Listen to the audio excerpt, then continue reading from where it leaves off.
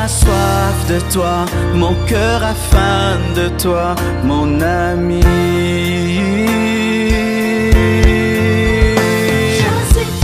Je suis triste, je meurs.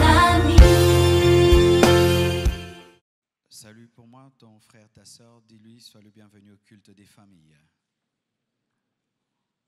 Amen. J'avais donné des enseignements sur les caractéristiques d'une famille influencée par les démons. Je vais continuer.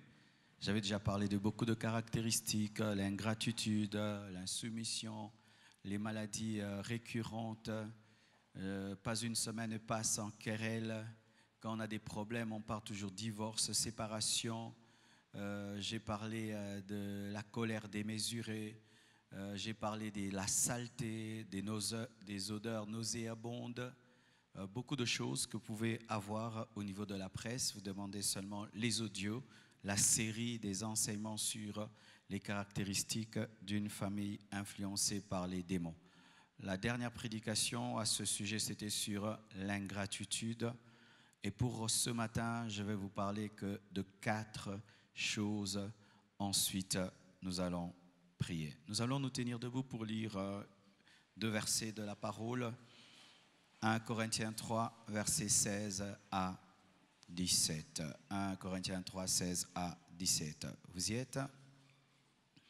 La Bible dit, ne savez-vous pas que vous êtes le temple de Dieu et que l'Esprit de Dieu habite en vous? Si quelqu'un détruit le temple de Dieu, Dieu le détruira, car le temple de Dieu est saint et c'est ce que vous êtes. Amen. Asseyez-vous, s'il vous plaît. La première caractéristique d'une famille influencée par les démons, aujourd'hui, c'est la destruction du temple du Saint-Esprit par l'ivrognerie, le tabagisme et la drogue. Je les mets ensemble parce que ce sont des addictions. Ce sont des addictions. L'ivrognerie, le tabagisme et la drogue. Celui qui se livre à l'ivrognerie, à la drogue, au tabagisme, détruit son corps. Mais il ne détruit pas que son corps, il détruit le temple du Saint-Esprit. Rien que pour l'entretien de ce temple qui est encore un chantier, nous avons plus de 30 personnes qui en prennent soin. Rien que ce temple qui n'est pas le temple du Saint-Esprit, car le Saint-Esprit n'habite pas ici. Le Saint-Esprit habite en nous, c'est pourquoi il est là. Il y a des gens qui croient que le Saint-Esprit habite les églises. Quand ils ont des problèmes, ils courent dans un temple. Non, quand tu as un problème, cours en Jésus. Amen. Hein? Même quand on va dédicacer ce temple, on ne va pas le dédicacer comme à l'Ancien Testament. Vous savez ça? Il y a une manière de dédicacer un temple dans l'Ancien Testament, une autre manière de dédicacer dans le Nouveau Testament. Dans l'Ancien Testament, on dit « Père, celui qui te prie ici, soit exaucé » dans l'Ancien Testament, mais pas dans le Nouveau Testament. Dans le Nouveau Testament, on dit « Seigneur, merci, tu nous as permis de bâtir un lieu pour évangéliser, prêcher, attirer les hommes pour qu'ils soient changés. » Mais on ne va pas dire « Seigneur, celui qui viendra ici, exauce-le. » Non, Dieu exauce même dehors. Parce que comme maintenant l'église déborde, maintenant ceux qui sont dehors, ils font comment? Vous comprenez ça? Ah, ici, prions, Dieu exauce ici. Maintenant, si l'église déborde, comme il y a des églises qui débordent sur le boulevard, maintenant ceux qui ne sont pas dedans, ils ne sont pas exaucés. Vous voyez que c'est l'Ancien Testament dans le Nouveau Testament. Le temple dans l'Ancien Testament a une puissance qu'il n'a pas aujourd'hui. Parce que ce temple peut devenir une bibliothèque, ça peut devenir un restaurant. Vous savez ça? Vous êtes troublés? Dieu peut nous bénir, on achète, mettons, tout un quartier à Maluku. Et puis on dit ici, ça devient une école. Ça deviendra une école, ce n'est pas un péché. Amen. Ce qui est sacré, c'est toi. Mais nous respectons cet endroit parce que c'est un lieu consacré à Dieu. Mais ce qui est sacré, c'est toi. Mais il y a des gens maintenant qui balayent le temple, prennent propre le temple, mais eux se permettent d'ingurgiter l'alcool, d'ingurgiter le tabac, d'ingurgiter des drogues. Mes frères et sœurs, la Bible dit, ne vous enivrez pas de vin, c'est de la débauche, mais au contraire, soyez remplis du Saint-Esprit. Dans une famille influencée par les démons, vous allez remarquer ceci, le père est ivrogne, les enfants sont des ivrognes, la mère est ivrogne. Il y a même des concours de qui s'est enivré plus que l'autre. Ils ont des coins très bien éclairés avec du whisky, avec des liqueurs fortes dans la maison, comme si les parents voulaient initier les enfants à l'ivrognerie. Et les parents sont étonnés que leurs enfants deviennent des ivrognes alors que ce sont eux qui achètent des whisky et ils mettent dans la maison et la nuit l'enfant se réveille, il s'enivre et demain il devient un ivrogne. Le père dit que son enfant est détruit par le diable alors que c'est toi qui as amené Satan au travers cette bouteille de whisky que tu as placée.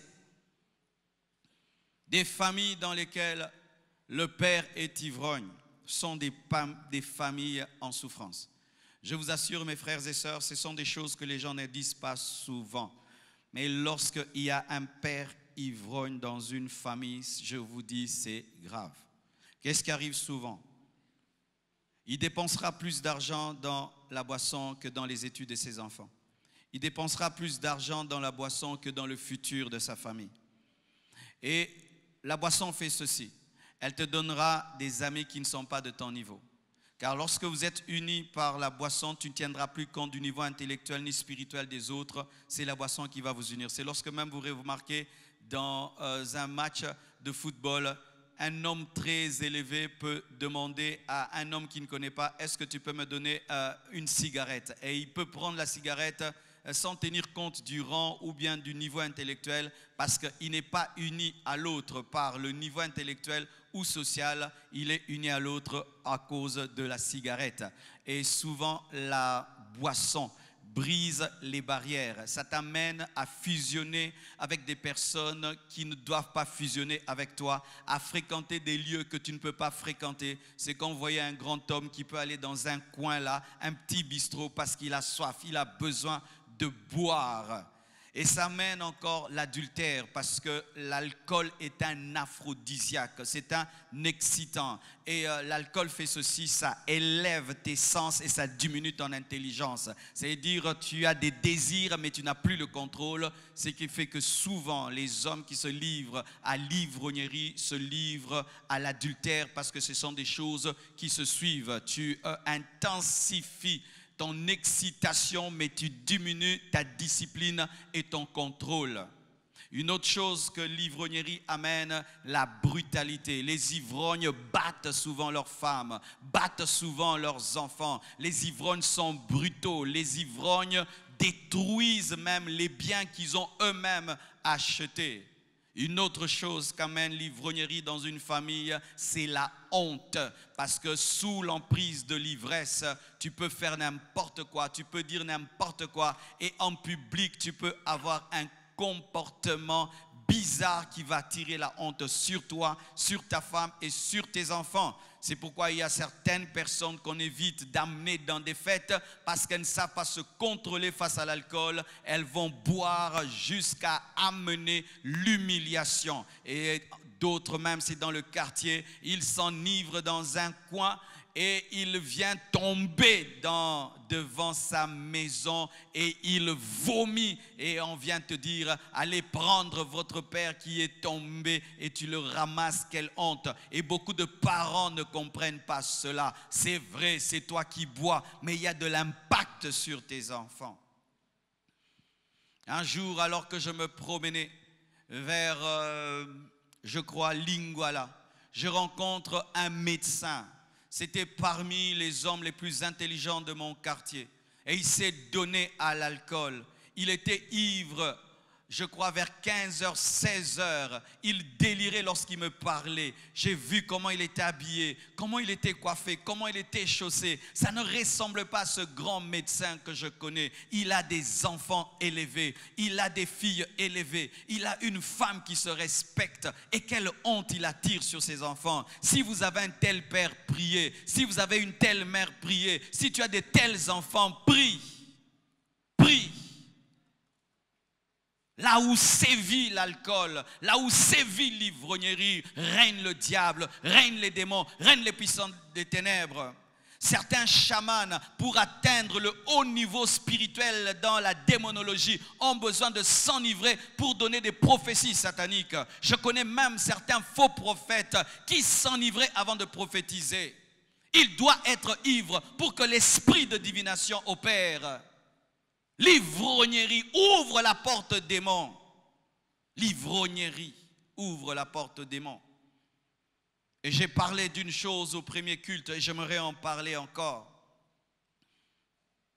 Certains disent que le premier miracle que Jésus-Christ a fait révèle que Dieu encourage l'ivrognerie, car Jésus-Christ a changé l'eau en vin et le vin qu'il a présenté était meilleur que le premier. Tu ne peux pas fonder une doctrine sur un verset biblique. Alléluia. On ne fonde pas la doctrine sur un verset biblique. Il faut lire tous les versets de la Bible concernant le vin pour fonder une doctrine. Et que dit la Bible? La Bible interdit même aux rois et aux princes de s'adonner au vin. La Bible interdit même d'acheter du vin à son frère. Amen. Pour ma part, je prends du vin quand je fais la Sainte Seine et une toute petite quantité. Amen. Car tu n'as pas besoin de 2 litres de sang de Jésus-Christ pour faire la Sainte Seine. Oui, il y a d'autres, beaucoup de sang, un peu de corps. Il est ivre le jour de la Sainte Seine. Pourquoi? Trop de sang de Jésus. C'est pourquoi un chrétien ne peut pas vendre l'alcool. Dites Amen. Un chrétien ne peut pas vendre l'alcool parce que tu vends du poison. Dites Amen. Ce n'est pas un honneur pour Jésus-Christ qu'on vienne te chercher. On arrive chez vous, on regarde Skol 200, Primus 700 et puis Turbo King 800. Non, un chrétien ne vend pas l'alcool. Un chrétien ne vend pas l'alcool. Un chrétien ne vend pas l'alcool. Donne-moi l'amen, je parle. Et si tu travailles là où on fait l'alcool et le sucré, dis qu'on t'envoie faire le sucré. Donne-moi l'amen. Donnez-moi l'amen.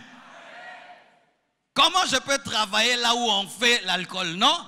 S'il y a 2 branches, il y a branche Coca, Fanta et tout, mettez-moi même là-bas. Amen. Hein? Mais ne me mettez pas là où on vend l'alcool. Je préfère rester à la maison qu'avoir ce travail. Je parle à moi. Autre chose. Quand maintenant dans ta belle famille on te demande une dope d'alcool, vas-tu donner ou pas?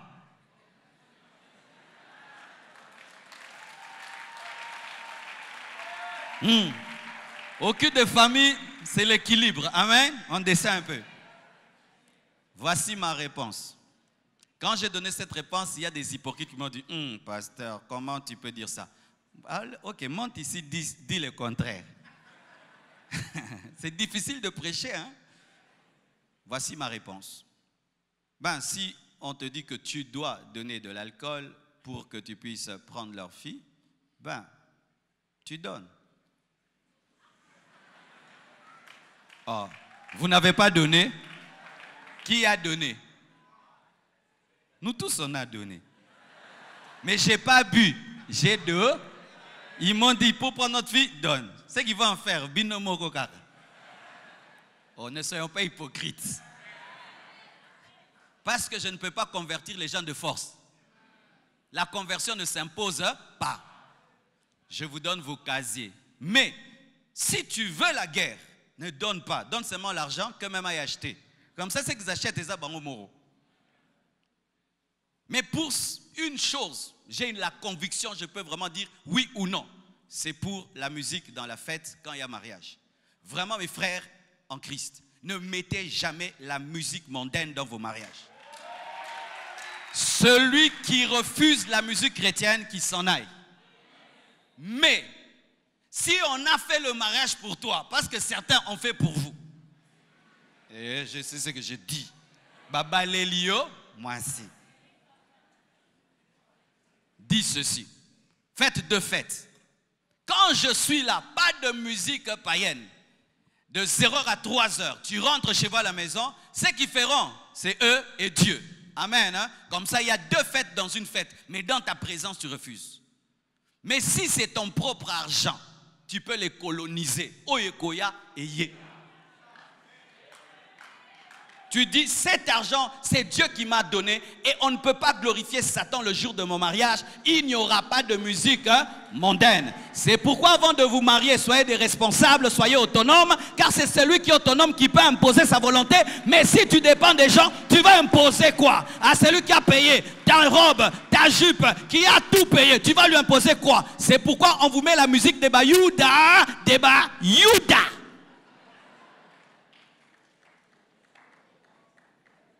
Tu m'invites à une fête de mariage. On met seulement ding ding ding ding. je me lève, je rentre à la maison. Donnez l'amen.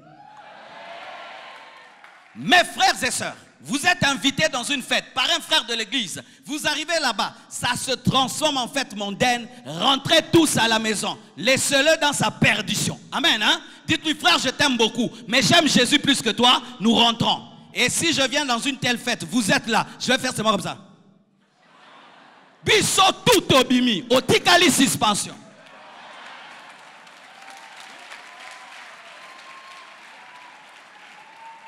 Je vous dis la vérité, je te suspends.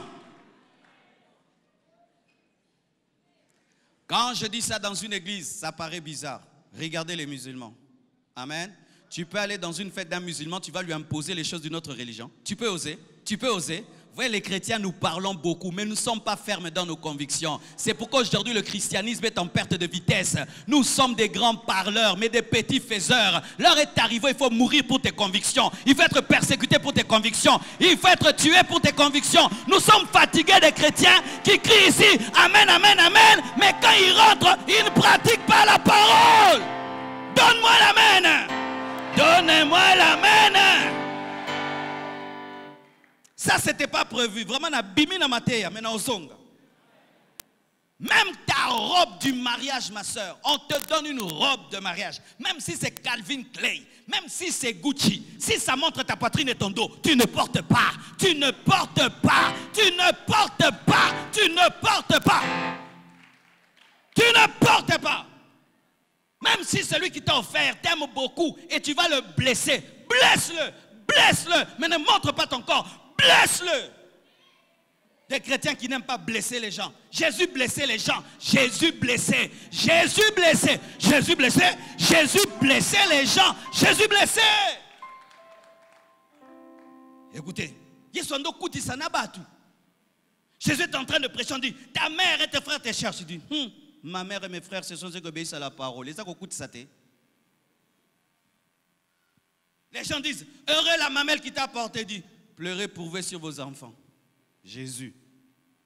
Viens à la fête, il ne vient pas. Quand vous pensez qu'il ne va pas venir, il vient. Jésus. Jésus était comme ça. On a un Jésus bonbon. C'est pourquoi notre christianisme n'influence pas nos familles. Je t'assure, lorsque tu t'imposes dans la famille, tu vas les convertir. Nous ne convertissons pas nos frères parce que nous sommes trop doux, trop doux. Mais quand tu t'imposes, je me souviens lorsque j'ai commencé à comprendre ces choses, lorsqu'on me disait Marcelo va acheter la bière, j'ai dit hey, jamais, ces mains sont là pour imposer les mains, je ne touche pas la bière. Hey papa, je suis un homme de Dieu dans notre église, je ne peux pas toucher. Imagine qu'on me voie, elle a acheté la prémisse, je n'achète pas. Oyekoya eya. Et après c'était quoi? Quand j'étais là, et qu'on va acheter la bière, c'est jamais moi qu'on envoie. On envoyait les autres qui étaient encore des païens. Mais moi, jamais. Quand ma mère s'est convertie, elle ne dansait plus la musique du monde. Même se dit, viens danser avec moi. Jamais. Je suis une servante de Dieu, je ne danse pas. Elle s'asseyait dans toute la fête, elle ne danse pas. Mais il y a des sœurs en Christ qui sont des servantes de Dieu. Son mari veut danser la musique du monde. A bengi pe maman. Maman pe a bini pe a zo katango penza. Pasteur Nao bate la libala. Ou bate li libala, mobomi libala na Yesu. Il faut prêcher comme ça. Oui, mes frères et sœurs, nous, on prêche trop doucement. On prêche trop des choses qui ne sont pas fermes. La prédication doit clarifier la ligne. La ligne doit être claire entre le monde et la Bible. Nous devons clarifier la ligne. Il y a trop de confusion, trop. L'ivrognerie est un signe que l'ennemi règne dans une famille. Le tabagisme et la drogue. Des familles, papa fume, maman fume et les enfants. Surtout chez les métis. Les métis pensent que fumer, ça fait classe. Tu vois, une belle fille, elle fume. Son mari fume. Et puis les enfants fument. Une fois, je suis allé dans une famille des métissés. Mais tu as peur, quoi? Tout le monde fume. Tout le monde, un royaume de fumeurs. Ça détruit le temple du Saint-Esprit. Est-ce que tu peux habiter une maison remplie de fumée? Et comment tu veux que le Saint-Esprit habite dans une maison remplie de fumée? La drogue Et souvent, lorsqu'on parle du tabagisme et on parle de la drogue, les gens disent, où est le verset? J'ai trouvé un verset, je vous dis.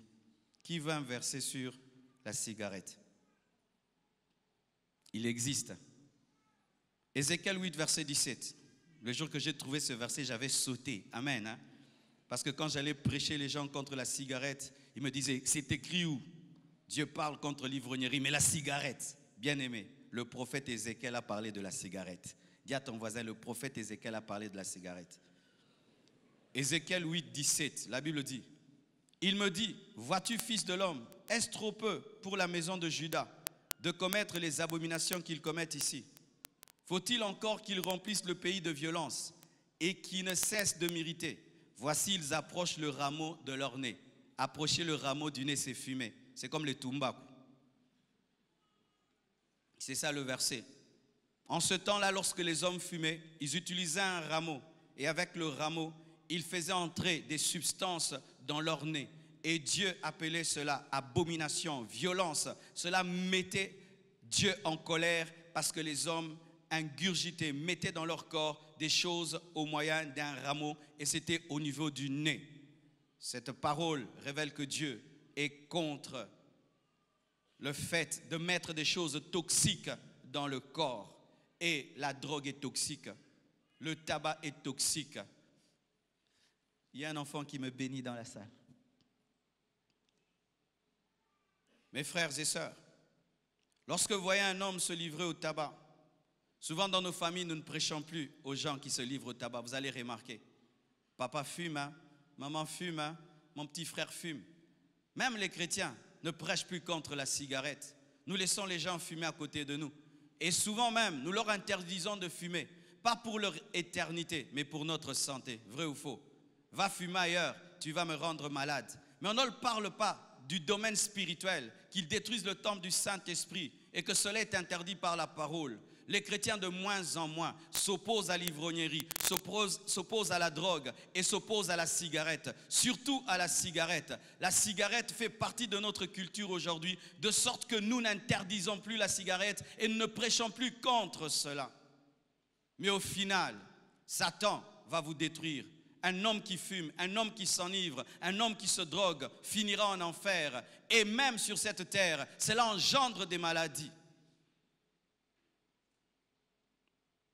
Deuxièmement, la culture des insultes et des gros mots. J'ai remarqué au Congo, surtout chez les Bangala, excusez-moi. Une fois, je suis allé dans un deuil des Bangala, j'ai été très étonné, mes frères. Les gens pleuraient en disant des insanités. Une maman de 60 ans pleurait, elle disait des choses. Et quand tu es étonné, elle en rajoute encore. C'est plus fort qu'elle. C'est comme si elle a un démon dans son oreille qui lui dit, dis ceci, dis tel gros mot, tel gros mot, tel gros mot, des gros mots. Il y a la culture de l'injure. Dans ces familles, lorsque on veut blaguer, on s'insulte. Lorsqu'on veut donner un compliment, on s'insulte. Quand on aime beaucoup quelqu'un, on l'insulte. J'ai vu un grand homme qui est Mungala, face à ses tantes, devant moi. On dit, yo, on lui rappelle son nom de l'enfance et puis on l'insulte vraiment. Et ils rigolent, c'est leur habitude, ils s'insultent. Comment vous parlez-vous chez vous? Quand tu parles à ta femme, tu as tendance à l'insulter. Quand tu parles à tes enfants, tu as tendance à les insulter. L'insulte fait partie intégrante de votre éducation et de votre culture. Ce n'est pas normal. Ce n'est pas normal qu'une maison soit remplie de gros mots. Même les païens, quand il y a des gros mots à la télé, on coupe. Tiens, dans votre maison, s'il y avait cet appareil, ça sonnerait tout le temps. Et qu'est-ce qui arrive souvent? Lorsqu'un enfant a grandi dans des gros mots, il sort de la maison pensant que tout le monde fonctionne dans les gros mots. C'est comme ça que les enfants qui viennent des familles remplies des gros mots et des insultes n'ont pas de bonnes relations ou brisent les relations. J'ai vu ici à l'église, quand on était au niveau de Salongo, un jour nous faisions une retraite. Et puis il y a un frère qui dérangeait. Et je dis, frère, dors parce que nous devons nous reposer. Écoutez ce que le frère me dit. Nazan pongite pasteur. Oya ola lisanga. Nata penza Je l'ai suspendu jusqu'à aujourd'hui. Jusqu'à aujourd'hui, il est suspendu. Jusqu'à aujourd'hui. Il est suspendu. Pourquoi? Il répond comme ça à ses parents. Il répond comme ça à sa mère. Il répond comme ça à tout le monde. Et il répond comme ça au pasteur. Certains problèmes que nous avons dans les églises proviennent de quoi? Des familles remplies d'insultes et d'injures. Et lorsque ces personnes viennent à l'église, elles ramènent les mêmes choses. Comment vous parlez-vous à la maison? Ton mari sort de la maison et il te dit, est-ce que tu peux me rapporter le sac que j'ai laissé dans ma chambre? Elle dit, papa, naka domestique noté, ozanga makolo. Et vous avez des paroles comme ça dans votre maison, ozanga makolo, nga mutinda na yo, biloka bongonde bozana ngona ndaku. Jamais on entend dans votre maison, s'il te plaît, peux-tu, comment vas-tu? D'ailleurs, on ne se salue pas chez vous. On se réveille et puis on mange, on se comporte comme si tu es à caca.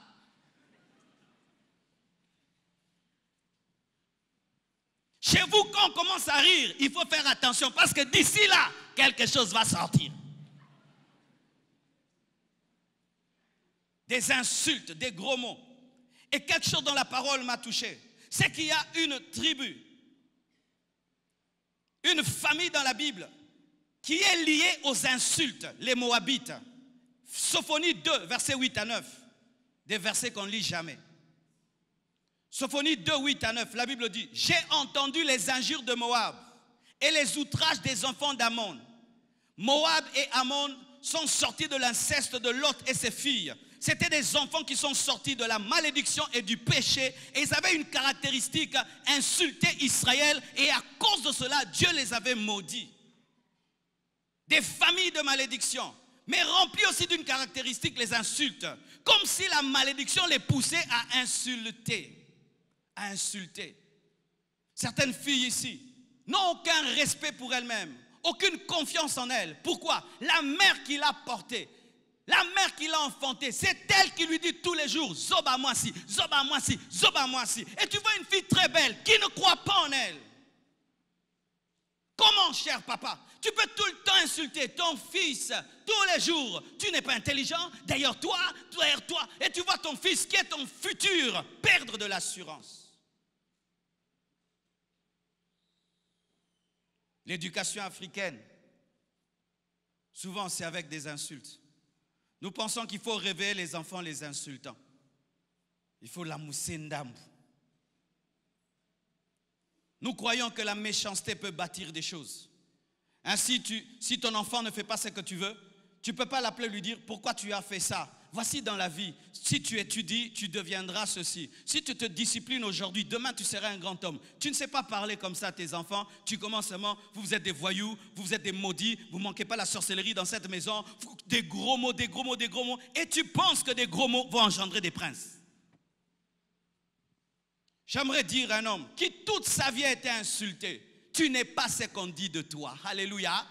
Et si même c'est ton père qui le dit, tu n'es pas ce qu'on dit de toi. Car Jacob n'a jamais demandé qu'on l'appelle Jacob. On l'a vu seulement tenir le talon de son frère. On lui a donné le nom de Jacob. Mais Dieu ne l'a pas appelé Jacob. Dieu l'a appelé Israël. Quelles que soient les insultes par lesquelles tu passes, tu n'es pas ce qu'on dit de toi. Tu es ce que Dieu a dit de toi.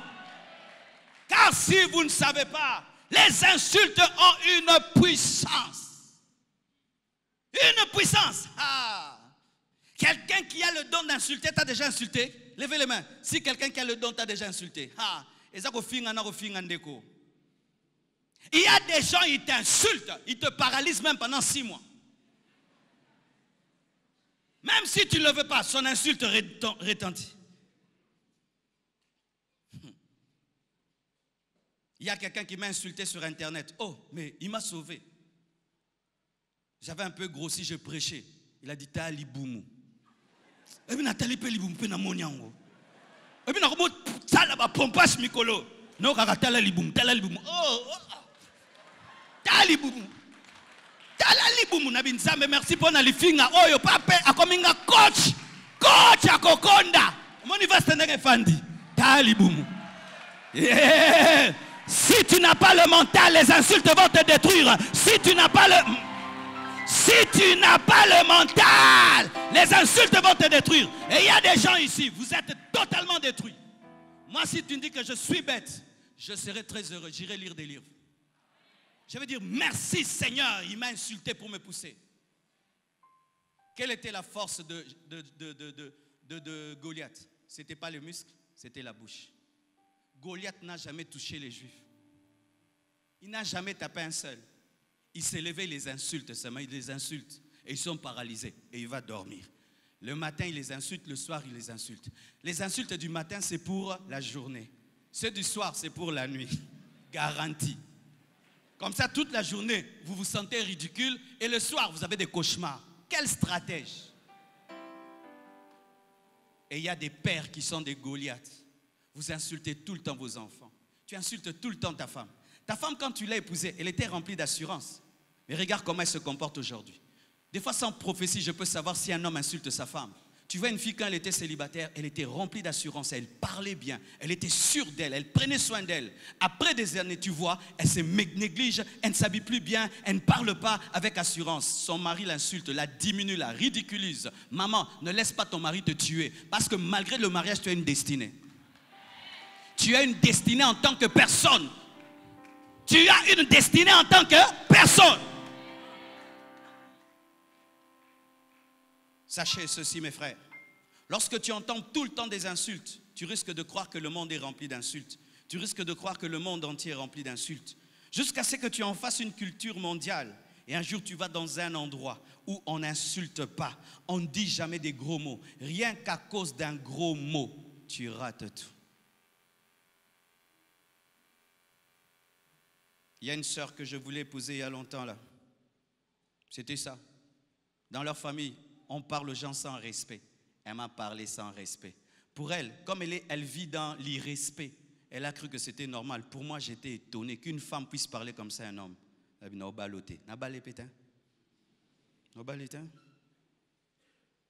Parce que celui qui a grandi sans ces gros mots-là ne supporte pas les gros mots.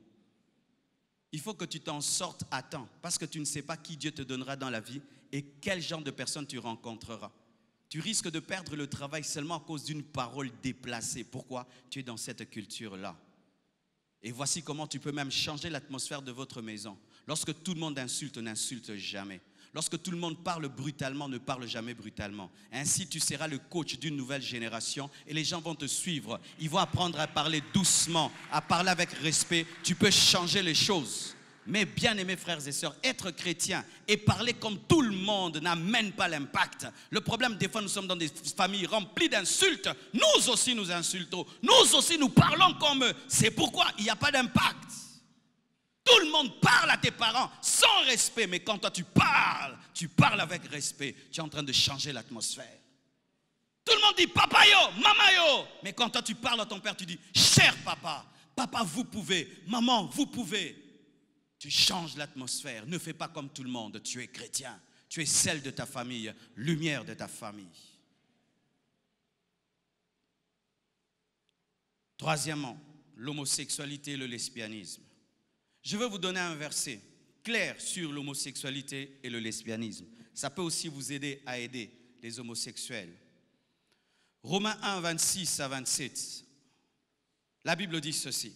C'est pourquoi Dieu les a livrés à des passions infâmes, car leurs femmes ont changé l'usage naturel en celui qui est contre nature. Quel est l'usage naturel? C'est l'homme pour la femme. En celui qui est contre nature, c'est la femme et la femme. Et de même les hommes, pas seulement les femmes, abandonnant l'usage naturel de la femme. Là maintenant il explique mieux. Se sont enflammés dans leurs désirs les uns pour les autres, commettant homme avec homme des choses infâmes. L'homosexualité est une chose infâme et recevant en eux-mêmes le salaire que méritait leur égarement, le sida, l'enfer. Amen. Il y a longtemps, vraiment, je n'aurais même pas parlé de ça. Mais avec la société actuelle, on ne peut pas parler de famille sans parler de homosexualité et de lesbianisme, excusez-moi. Car certains parents ne savent même pas que leurs enfants sont des homosexuels. Oui, certains parents ne savent pas que leur fille est lesbienne. Tu te glorifies, ma fille est vraiment pudique, réservée.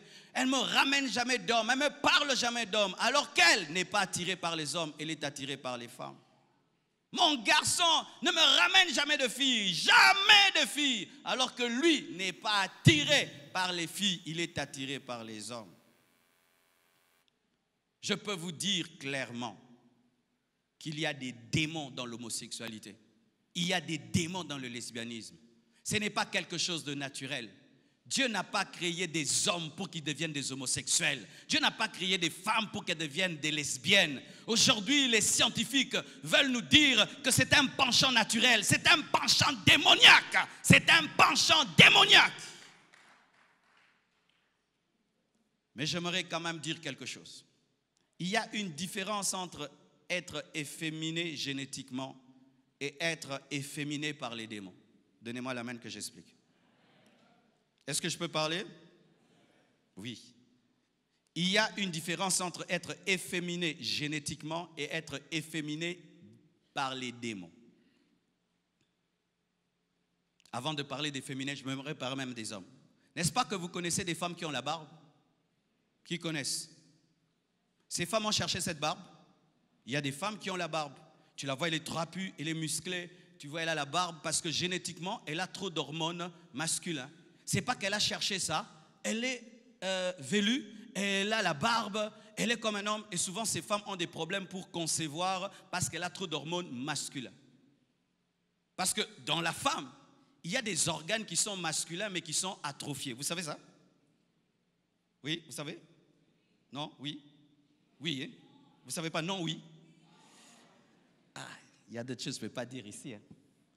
Mais sachez-le, allez chercher des médecins, vous allez voir. Vous voyez par exemple les femmes qui font trop de musculation. Après un temps, leur clitoris devient comme le pénis d'un homme. Vous savez ça? Parce que, oui, parce que le clitoris de la femme en soi, c'est le pénis de l'homme, mais en miniature. Alors quand les organes de la femme se développent par les hormones de l'homme, elle peut avoir la barbe, avoir une grosse voix. Et il y a des femmes qui naissent comme ça. Ce n'est pas qu'elle aime les femmes, non, elle est née comme ça. Elle se retrouve, elle a la barbe, elle se retrouve, elle a beaucoup de poils, elle est très musclée. Tu ne vas pas dire, ma soeur, tu es lesbienne. Non, elle n'est pas lesbienne, elle est malade. Oh, vous comprenez, maman, dans le but, hein? Oh, qui connaissent de telles sœurs? Ce n'est pas qu'elle veut le mariage. J'en connais même une ici qui s'est mariée. Elle avait la barbe, elle avait vraiment la barbe qui te parle, bien-aimée. Mais elle voulait le mariage. Mais si tu vois sa manière d'être, tu vas dire, cette sœur, elle doit être lesbienne. Mais elle n'est pas lesbienne. Elle a un corps comme un garçon, comme une maladie. Elle a trop d'hormones. Et ces personnes, on les soigne comment? On leur injecte beaucoup d'hormones féminins et tout le reste. Ben, il y a des détails scientifiques que je ne maîtrise pas. Mais on les injecte des hormones pour développer le côté femme. Mais il y a d'autres. Elle est née vraiment comme une fille. Elle a décidé d'être comme un homme. Elle va s'injecter des hormones pour devenir un homme. Là, c'est un péché. Comme aussi, il y a des hommes. Ce n'est pas qu'ils cherchent à être comme une femme. Lui, maintenant, c'est le côté de la femme qui est plus développé génétiquement. Nakobotama. Tu vas dire qu'il est homosexuel. Non, il est efféminé physiquement, mais dans son cœur, il est un homme.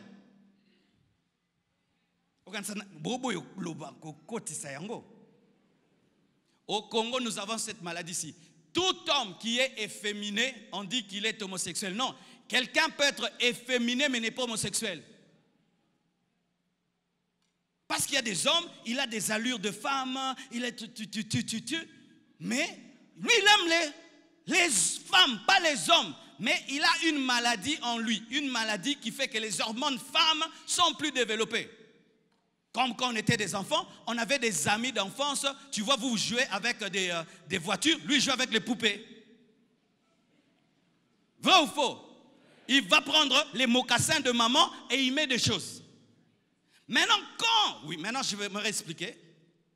Lorsqu'un homme a des gènes, plus de gènes de femme, le diable maintenant, s'il vient maintenant lui dire, en soi, tu vois, toi, tu n'es pas un homme, tu es une femme. Tu es une femme piégée dans un corps d'homme ou un homme piégé dans un corps de femme, des choses comme ça.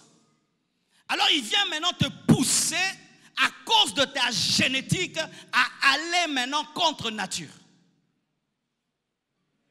Alléluia. Comme une femme qui a la barbe et tout, ce n'est pas qu'elle veut être lesbienne. Elle voit ça en elle et puis on lui dit, le diable lui dit, mais toi, ce n'est pas, tu es un homme, ne va pas vers les hommes. Tu es un homme, va vers les femmes. Et ainsi le diable récupère cette déformation génétique pour pousser vers le lesbianisme et l'homosexualité. Donc il y en a qui se transforment, mais il y a d'autres, c'est la naissance. Alors il ne faudrait pas du coup, lorsque quelqu'un parle la naissance, ce n'est pas qu'il a voulu, à une manière d'être, de dire directement. Des fois nous péchons. Amen. Maintenant, des fois le lesbianisme et l'homosexualité se développent parce que les parents sont distraits. Distraits, oui. Parce que les signaux se manifeste toujours. Tu vois un garçon, il était vraiment viril. Tout d'un coup, tu vois, il commence à changer de démarche. Il commence à changer sa manière de parler. Il commence à changer ses goûts. Il commence à changer ses fréquentations. Les parents voient de telles choses, mais comme les parents sont tellement dans le travail, tellement à payer le minerval, tellement à nourrir l'enfant, que les parents ne voient pas que l'enfant est en train de se transformer en fille ou la fille est en train de se transformer en garçon. Le processus peut s'arrêter si vous intervenez à temps. Amen. Hein? Ou tu dis, hé toi, qu'est-ce que tu as? Te comporter comme une fille comme ça. Hey, c'est tout qui?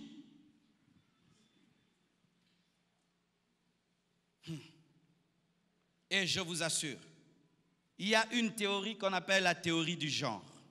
Et ça fait genre, mais ce n'est pas genre. Dans la théorie du genre, on dit ceci, que la constitution physique ne détermine pas le genre. Avant, c'était, tu as une constitution physique féminine, tu es genre féminin. Tu as une constitution physique masculine, tu es genre masculin. Mais vous savez qu'aujourd'hui, ce n'est pas le cas. C'est-à-dire, un enfant peut être un garçon, on lui dit tu es quel genre, il choisit le genre féminin. Ils disent que le genre n'est pas déterminé par le corps. C'est-à-dire, tu peux avoir un corps d'homme, mais tu es genre féminin. Tu peux avoir un corps de femme, tu es genre masculin.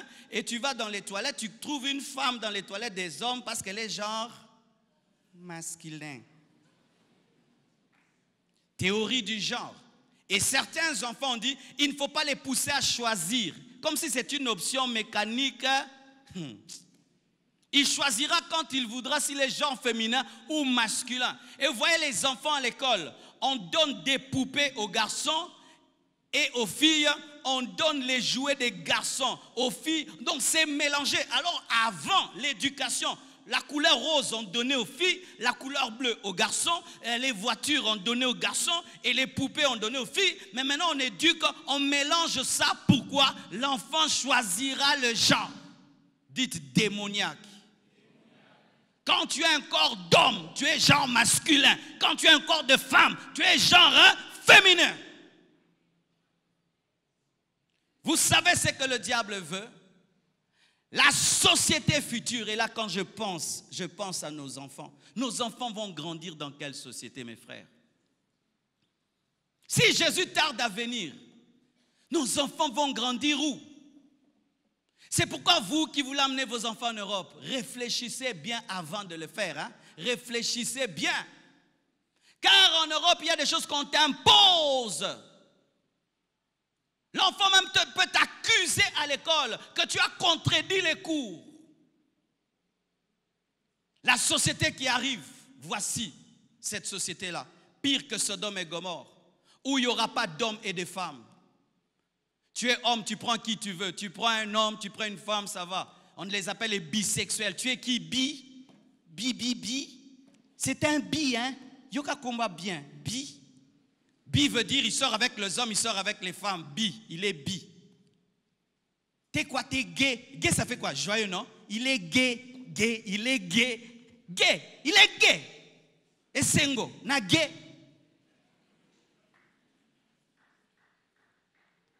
Une société où l'homme peut coucher avec un animal, coucher avec un autre homme, coucher avec une femme, une société de mélange et de désordre. Et on est en train d'inculquer ça à nos enfants depuis la maternelle. Depuis la maternelle. Par les dessins animés. Aujourd'hui, il y a des dessins animés des homosexuels. Aujourd'hui, il y a des bandes dessinées des homosexuels. Aujourd'hui, il n'y a pas de film sans homosexuel dedans. Aujourd'hui, pour qu'un film marche, il faut au moins une lesbienne ou un homosexuel. Et si tu prêches comme tu prêches, je prêche comme ça aux États-Unis ou dans quel pays? Eh, nake penza, nake, n'aucun deux. N'aucun deux. N'aucun deux. N'aucun deux. N'ate ate pour na visa. N'ate anaza fidèle nanzam. N'aucun deux. On va fermer les bouches aux pasteurs. Et aujourd'hui, on bénit des mariages des hommes et des hommes. On bénit des mariages des femmes et des femmes. On bénit les mariages d'un homme avec un animal. Même des autorités vont dans des fêtes avec leurs copines hommes. Et gouverneur de la ville, à quelle fête il y a Moubali? Moubali a lati robe. Bobeta bango.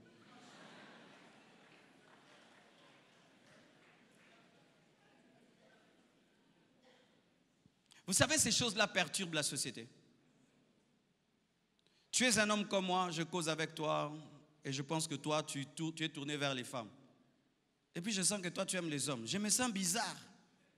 Donc quand tu me regardes,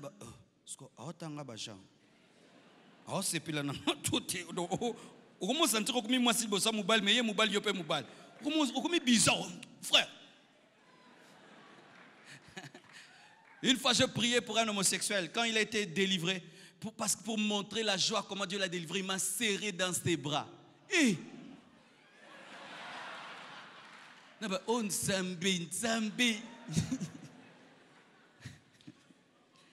mais après, j'ai appris, il s'est marié. C'était sans aucune mauvaise intention. C'était vraiment l'amour en Jésus. Non, il a été vraiment délivré. Il s'est marié, il a des enfants. C'était dans l'amour de Dieu. Mais ça embrouille. Tu es une femme comme moi, mais je me rends compte que toi, tu aimes les femmes. Maintenant, moi, je suis une femme. Je suis devant toi. On sera comment? Hein? Si on a sali fier, on a bangé et c'est pelso. Moi, on a besoin d'embrouiller mon kili.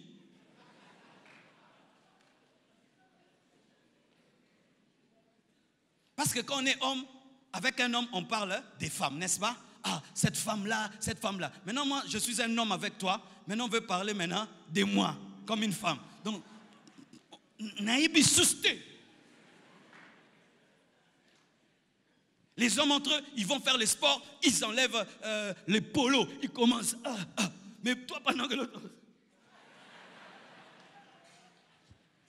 C'est ça la société actuelle, où tu es tout le temps en danger, en danger, en danger. Tu vas à l'hôpital, munganga olulo.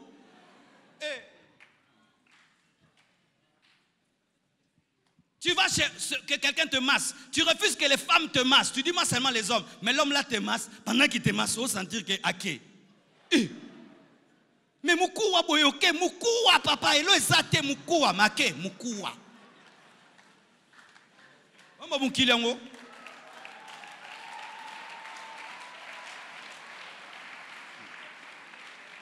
Je dis non à cela, je dis non à cela, je dis non à cela. Nous allons combattre ça au Congo. Nous allons le combattre au Congo. Nous allons combattre. Ouvrez des églises homosexuelles, ouvrez les églises des lesbiennes. Nous combattrons cela. Nous combattrons. Même si on fait des lois, nous combattrons ces lois. Si nous ne le faisons pas, nos enfants, imagine tu as ta fille qui devient lesbienne. Le problème des chrétiens, c'est ça. Nous aimons tout le temps la paix. Mais la paix dans le présent pour avoir la guerre dans le futur. Imagine ta fille, tu l'élèves. Demain, elle te dit, moi je connais une maman, sa fille est devenue lesbienne. Elle est chrétienne.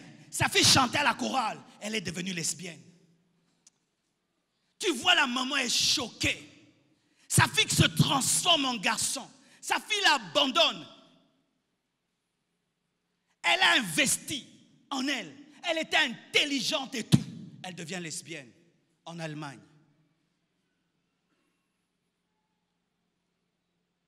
Combattez cela, mes frères. Ne laissez pas vos enfants regarder des films des homosexuels et des lesbiennes. Ne regardez pas ça. Refusez ça. Parce que les enfants, on est en train de leur faire un lavage du cerveau jusqu'à ce qu'ils vont trouver que c'est normal. Et le jour où quelqu'un, une fille comme elle, viendra la draguer, elle va trouver que c'est normal. Ce sera comme Poupounet à Pépinet dans le film Ceci.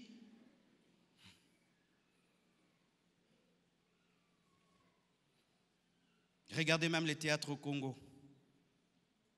Nous avons des stars qui jouent lesbiennes. Elles ont beaucoup de succès, vrai ou faux? J'aimerais terminer.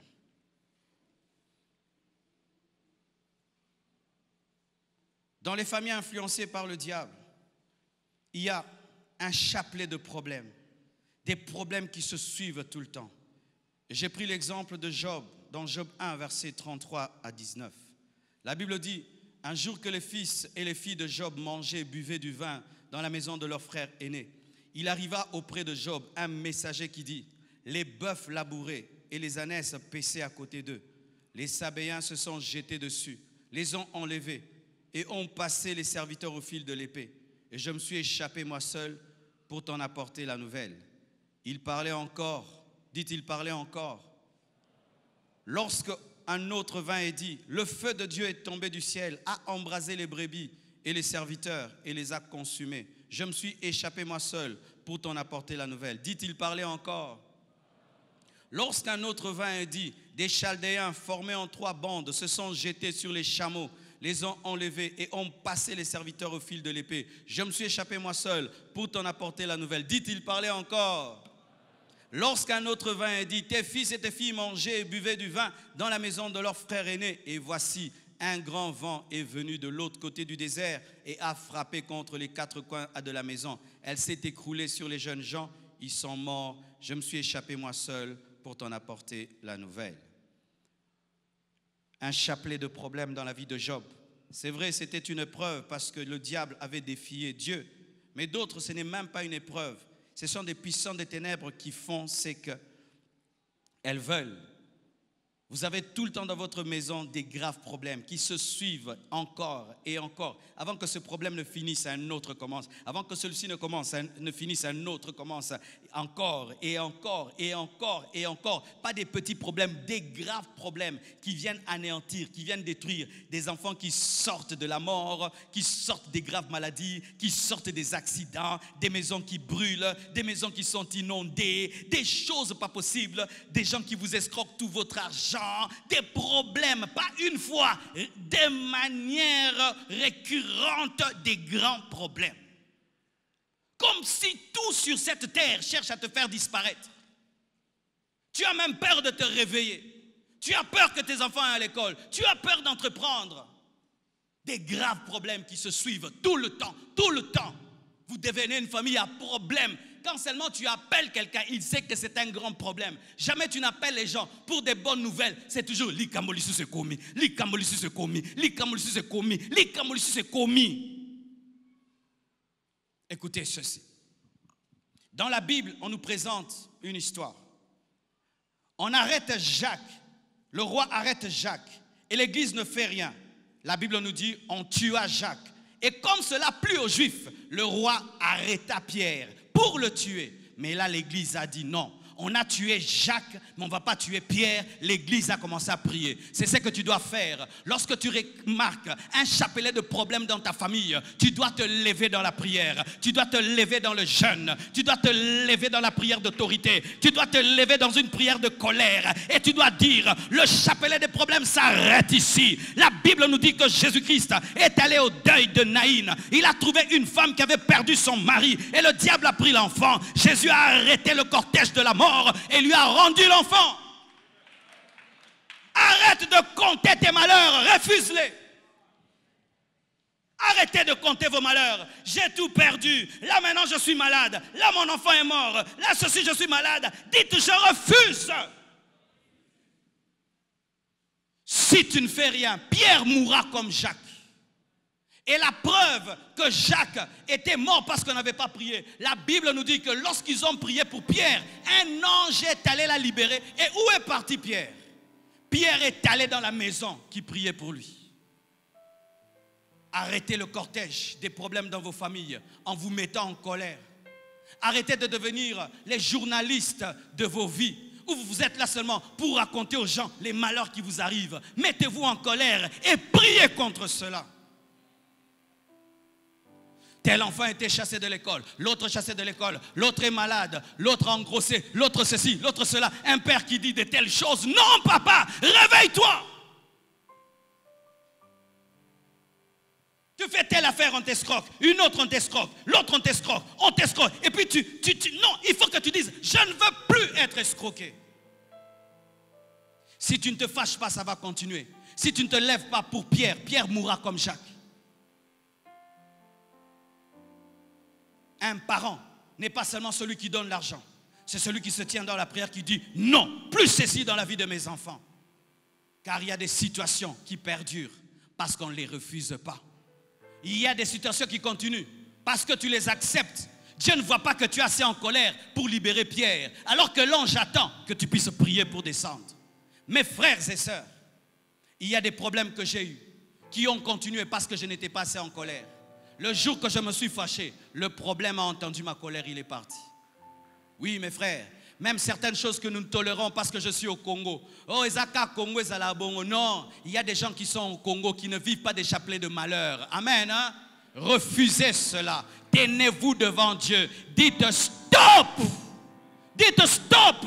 Je ne te veux plus dans ma vie. Quitte ma vie, quitte mes enfants. Tu as trop pleuré. Qu'est-ce que ça fait?